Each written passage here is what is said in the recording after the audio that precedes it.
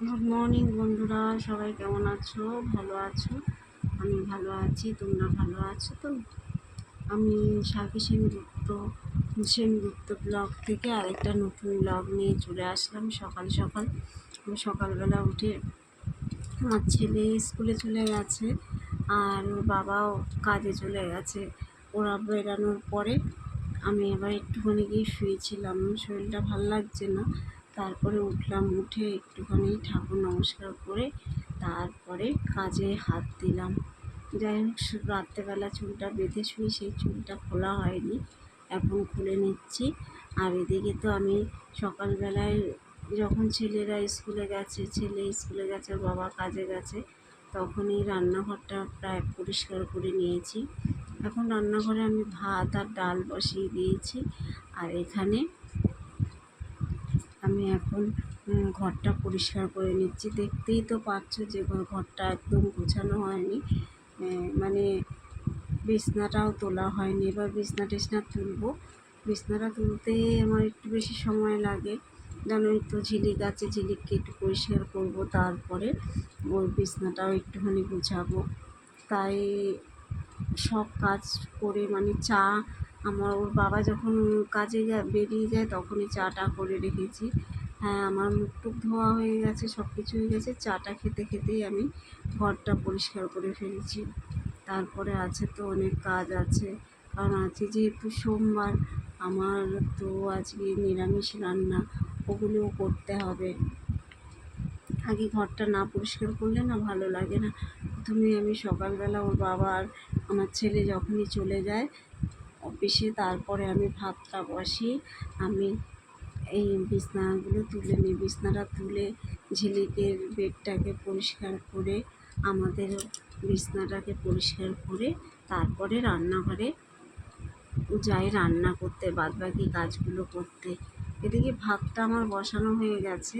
আজ একটু ডাল সেদ্ধ দেবো, কারণ আজকে একটু পনিরের তরকারি করবো, উচ্চে কুমড়া ভাজবো। আর সকালবেলা ওর বাবা যেহেতু টিফিন নিয়ে গেছে, রুটি আর তরকারি করে দিয়েছি, কচু দিয়ে আর আলু দিয়ে একটা তরকারি করেছি, ওটাও আছে। যাই হোক, অনেকগুলোই পদ হয়ে যাবে। আর ঝিলিকের জন্য একটু আলু সিদ্ধ দিয়ে দেবো ভাতের মধ্যে, তাহলেই হয়ে যাবে। আর এদিকে আমি ঝিলিকের বেডটা পরিষ্কার করে নিচ্ছি। তারপরে এই বেড পরিষ্কার করার পরে আমি কাজ করব, মানে রান্নাঘরের দিকে যাব। মানে ছোটো ছোটো কাজ বলতে অনেক কাজ, সারাদিনে এই কাজ করতে করতে আমার প্রায় অনেকটাই বেজে যায়। খেয়ে দিয়ে যখন উঠি তখন প্রায় 4টে, কারণ এগুলো করার পরে আমি ভাতটা বসিয়ে দিয়েছি, ডাল বসিয়ে আবার স্নান করবো, স্নান করে তারপরে বাদবাকি রান্নাগুলো করব।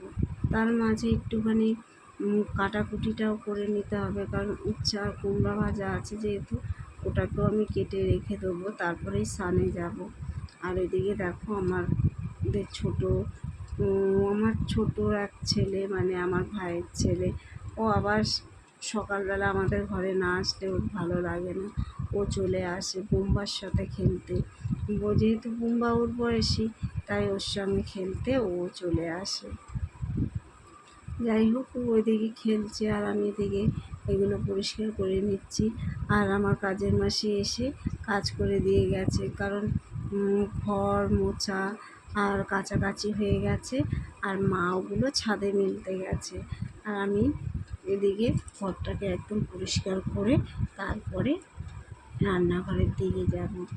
এই টুকিটাকি করতে করতে অনেকটা সময় হয়ে যায়, তার ফাঁকে ফাঁকে আমি নানা রকমের কাজগুলো করি। ঘরটা দেখো না, ঝাড়া হয়েছে, কিন্তু আরেকবার ঝাড়তে হবে, কারণ ঘর ঝাড়ার পরে দেখলাম আবার ঝুল হয়ে গেছে। কোথা থেকে যে এত ঝুল আসে, কোথায় কীভাবে জানি না। মনে হয় সারাদিন ঘরে ফ্যানটা চলে, তো ঝিলিক যেহেতু শুয়ে থাকে তাই সারাদিন ফ্যানটা চলে, তার জন্য কি এত ঝুল আসে জানি না। এদিকে আমি কুমড়ো আর উচ্ছেটা কেটে দিয়ে রেখে তারপরে আমি স্নানে যাব। স্নান করে তারপরে পুজো করব।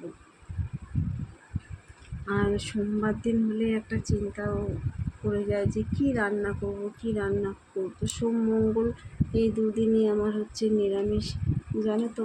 আর এদিকে তোর বাবা খুব রাগারাগি করে, পরপর দুদিন না ও নিরামিষ খেতে চায় না। কিন্তু কি করব, তা আমি ওদের বলি তোমরা খাও, কিন্তু ওরা খায় না। কী করবো বলো?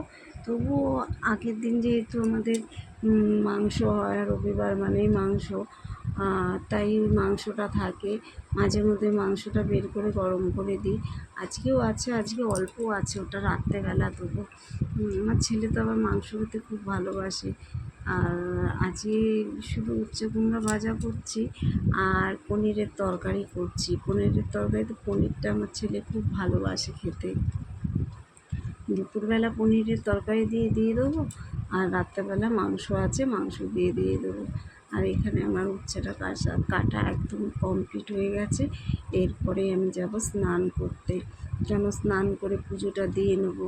আর ছেলেকে স্কুল থেকে আনতে যাব, তো স্নান করে পুজো দেওয়া হয়ে গেলে আমি তারপরে এই রান্নাগুলো পরে বসিয়ে দেবো।